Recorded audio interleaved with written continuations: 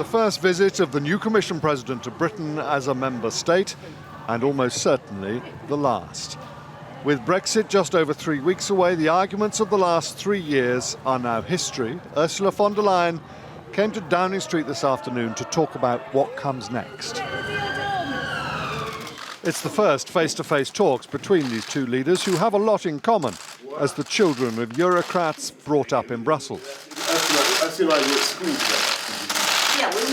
More accurately, the same school, but not at the same time.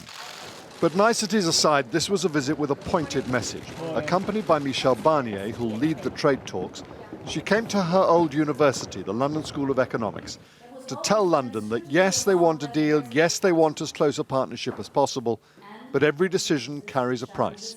First of all, with just 11 months until the transition ends, time is desperately short. When Boris Johnson says to you this afternoon, I want a comprehensive and ambitious free trade agreement and I want it by the end of the year, will you say to him, yes, let's go for it, or no, you can't have both? The transition time, it is very, very tight.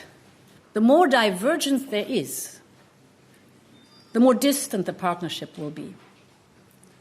And without an extension of the transition period beyond 2020, you cannot expect to agree on every single aspect of our new partnership. We will have to prioritise. Something that veterans of previous EU trade talks endorse. The present timetable may not be realistic.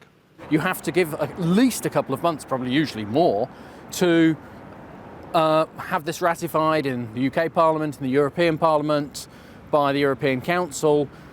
9 months for this kind of negotiation is almost unheard of. Even a bare-bones trade agreement is challenging. A comprehensive one, almost impossible.